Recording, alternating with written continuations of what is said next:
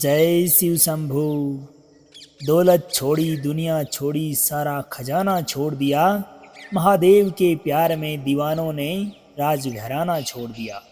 नमस्कार दोस्तों, मैं आपका मित्र सांवर चौधरी आप सभी भक्तगणों का एक बार फिर से शिव महापुराण कथा सार के इस पावन वीडियोज की श्रृंखला में हार्दिक स्वागत करता हूँ।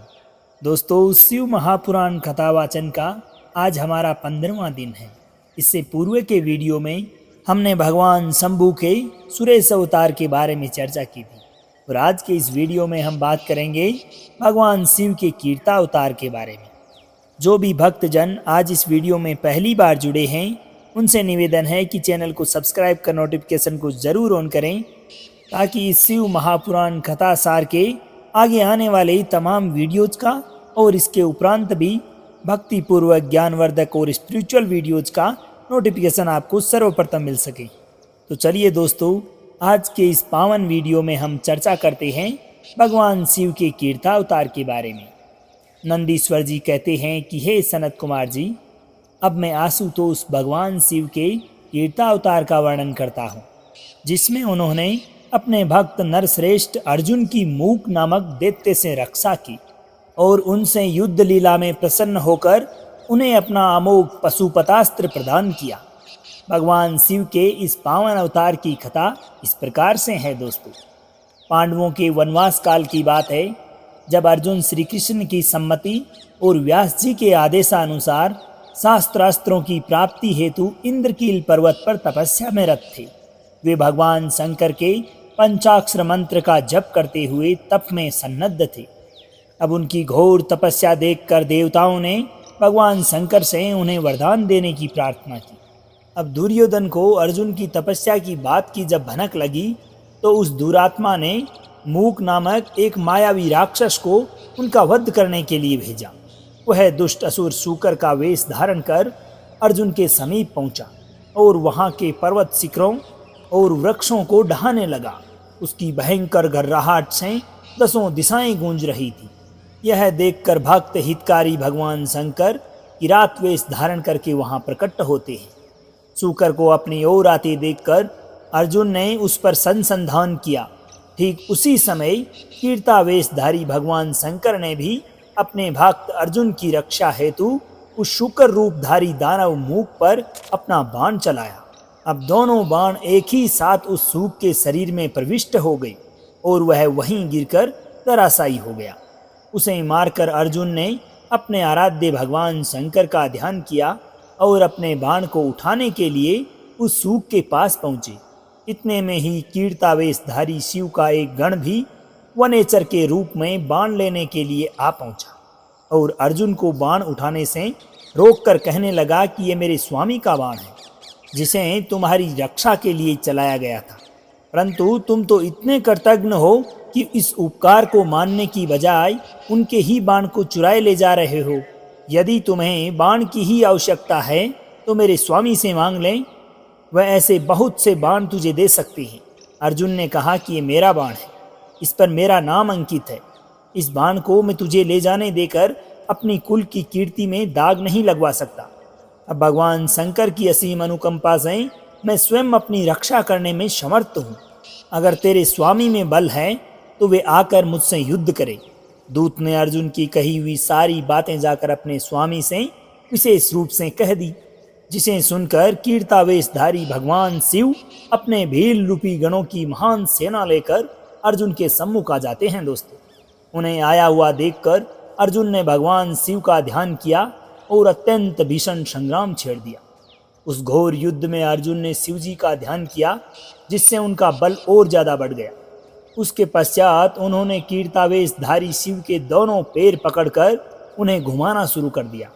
लीला स्वरूपधारी लीलामय भगवान शिव भक्त पराधीन होने के कारण हंसते रहे।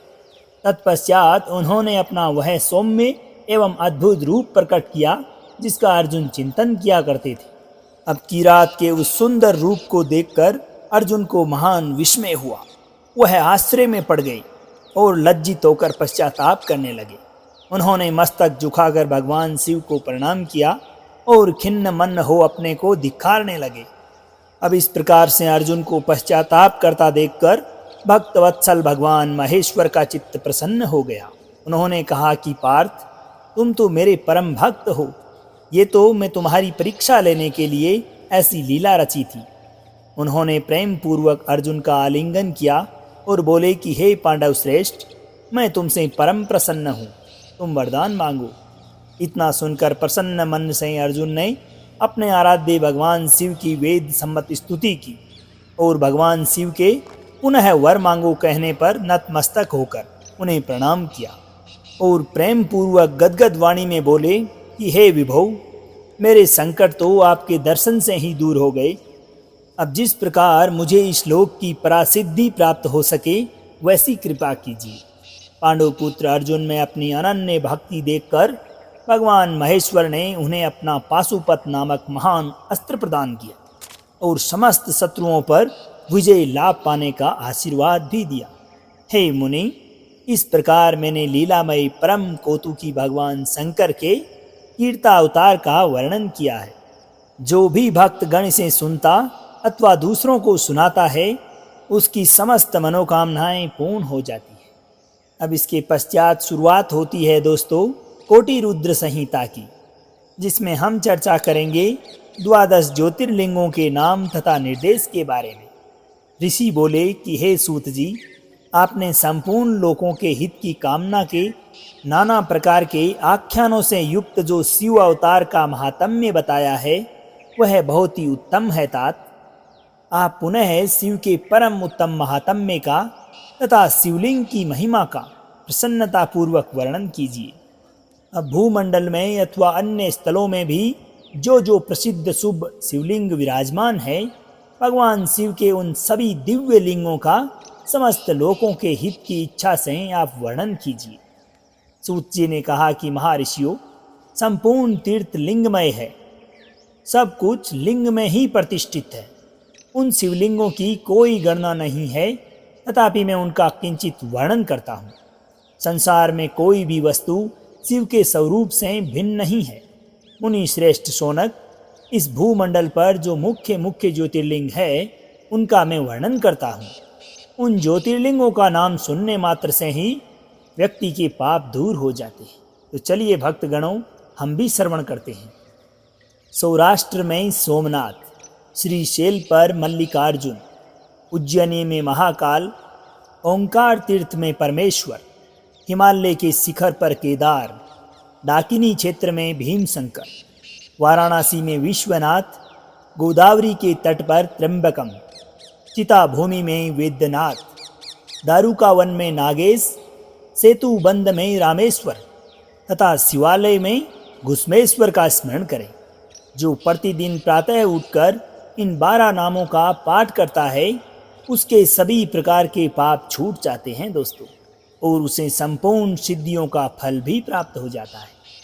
सौराष्ट्रे सोमनाथम च श्रीशैले मल्लिकार्जुनम, उज्जिन्यां महाकालमोंकारे परमेश्वरं, केदारं हिमवृत्तपष्ठे डाकिन्यां भीमशंकरं, वाराणस्यां च विश्ववेशं त्र्यंबकं गोतीमतटे, वेदनाथं चिताभूमौ नागेशं दारुकावने, सेतुबन्धे च रामेशं, घुस्मेशं तु शिवालये। 12 नामानि प्रातरुत्थाय य पठेत्, सर्वपापैर्विनिर्मुक्तः सर्वसिद्धिफलं लभेत्। इन लिंगों पर चढ़ाया गया प्रसाद सर्वथा ग्रहण करने योग्य होता है दोस्तों। उसे श्रद्धा के विशेष यत्न पूर्वक ग्रहण करना चाहिए। ऐसा करने वाले के समस्त पाप उसी क्षण में नष्ट हो जाते हैं। हे मुनीश्वरों, मलेच्छ, अत्यंज अथवा नपुंसक कोई भी हो, वह ज्योतिर्लिंग के दर्शन के प्रभाव से द्विज कुल में जन्म लेकर मुक्त हो जाता है। इसलिए ज्योतिर्लिंग का दर्शन अवश्य करना चाहिए। इस प्रकार से संक्षेप में इन ज्योतिर्लिंगों के दर्शन के फल का वर्णन किया गया। अब इसके अनंतर इनके उपलिंगों का वर्णन भी यहाँ विस्तार पूर्वक प्रस्तुत किया गया है दोस्तों। आगे आता है काशी आदि के विभिन्न लिंगों का वर्णन। सूत जी कहते हैं कि गंगा तट पर परम प्रसिद्ध काशी नगर स्थित है, जो सबको मुक्ति प्रदान करने वाला है। उसे लिंगमय ही जानना चाहिए। वह सदाशिव की निवास स्थली मानी जाती है। इतना कहकर सूत जी ने काशी के अभिमुक्त कृतिवासेश्वर, तिल भांडेश्वर, दशाश्वर मेधेश्वर इत्यादि और गंगा सागर आदि के संगमेश्वर, भूतेश्वर, नारीश्वर, वटुकेश्वर, पूरेश्वर, सिद्धनाथेश्वर, दूरेश्वर, श्रृंगेश्वर, वेद्यनाथ, जपेश्वर, गोपेश्वर, रंगेश्वर, वामेश्वर, नागेश, कामेश, विमलेश्वर, प्रयाग के ब्रह्मेश्वर, सोमेश्वर, भारद्वाजेश्वर, शूलटंगेश्वर, माधवेश तथा अयोध्या के नागेश आदि अनेक प्रसिद्ध शिवलिंगों का वर्णन किया। तो दोस्तों, इस प्रकार से ये था काशी आदि के विभिन्न लिंगों का वर्णन। इसके पश्चात आता है अत्रीश्वर का प्राकट्य एवं मंदाकिनी गंगा का आविर्भाव। अब आगे सूत जी बोले कि ब्रह्मपुरी के समीप चित्रकूट नामक पर्वत पर मत्तगजेंद्र नामक लिंग है। उसी के पूर्व में कटीश्वर नामक लिंग है। गोदावरी नदी के पश्चिम की ओर पशुपति नामक लिंग है और दक्षिण दिशा में एक अत्रीश्वर नामक लिंग है, जिसके रूप में साक्षात शिवजी ने अपने अंश से स्वयं प्रकट होकर समस्त प्राणियों को जीवन दान दिया था। सूत जी आगे कहते हैं कि हे शिष्ट ऋषियों, चित्रकूट के समीप दक्षिण दिशा में कामद नामक एक विशाल वन है। वहाँ ब्रह्मा के पुत्र महर्षि अत्रि अपनी पत्नी अनुसुया के साथ अति कठिन तप में रत थे। मुनिवर अत्रि स्वयं आसन्न पर स्थित हो समाधि में लीन हो गए तथा आत्मा में स्थित निर्विकार शिव स्वरूप परम ज्योति का ध्यान करने लगे।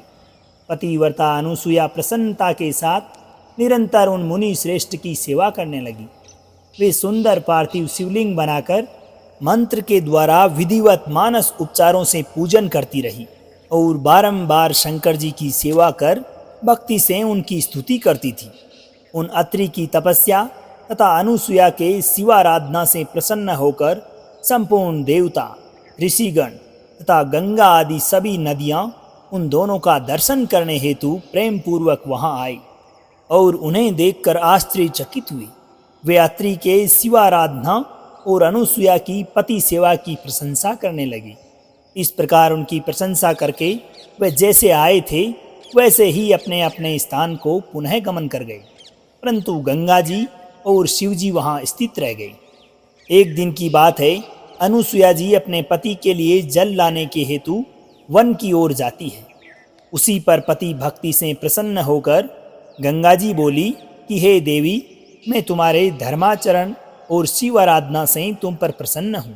तुम जो चाहती हो वह वरदान मांग लो। तब अनुसुया जी ने कहा कि यदि आप प्रसन्न हैं और मुझ पर आपकी कृपा है तो हे देवी, इस तपोवन में आप स्थिर होकर निवास करें। गंगा जी बोली कि हे अनुसुए, यदि तुम भगवान शंकर के अर्चन और अपने स्वामी की वर्ष भर की सेवा का फल मुझे प्रदान करो तो मैं देवताओं के उपकार के लिए यहाँ स्थित रहूँगी। एक पतिव्रता स्त्री को देखकर मेरा पाप नष्ट हो जाता है और मैं विशेष रूप से शुद्ध हो जाती हूँ। पतिव्रता स्त्री पार्वती के तुल्य है। ऐसे वचन सुनकर अनुसुया ने वर्ष भर का सारा पुण्य गंगा को दे दिया। अब अनुसुया के इस महान पतिव्रत क्रम को देखकर महादेव अति प्रसन्न हो गए और उसी क्षण पार्थिव लिंग से प्रकट होकर वे सदाशिव अत्रीश्वर नाम से प्रसिद्ध हुए और गंगा जी भी अपनी माया से वहाँ स्थित हो गई, जो मंदाकिनी नाम से प्रसिद्ध हुई। तो दोस्तों, इस प्रकार से ये था अत्रीश्वर का प्राकट्य एवं मंदाकिनी गंगा के आविर्भाव का प्रसंग। आज के इस वीडियो में हम यहीं तक चर्चा करेंगे। अगले वीडियो में हम बात करेंगे नर्मदा के तट पर नंदिकेश्वर के प्रादुर्भाव का प्रसंग के बारे में। उम्मीद है कि आपको वीडियो पसंद आई होगी। अगर वीडियोज़ की ये सीरीज़ आपको पसंद आ रही है तो इसे अपने सगे संबंधियों, दोस्तों तथा रिश्तेदारों के साथ साथ अपनी माताओं बहनों के साथ में भी ज़रूर शेयर करें, ताकि उन्हें भी इस महाशिव पुराण कथासार सुनने का लाभ प्राप्त हो सके। तो दोस्तों, अब आज्ञा दीजिए आपके मित्र सामर चौधरी को। मिलते हैं अगले वीडियो में। जब तक के लिए खुश रहिए, मुस्कुराते रहिए, जीवन में आगे बढ़ते रहिए और प्रेम से बोलिए श्री राधे राधे।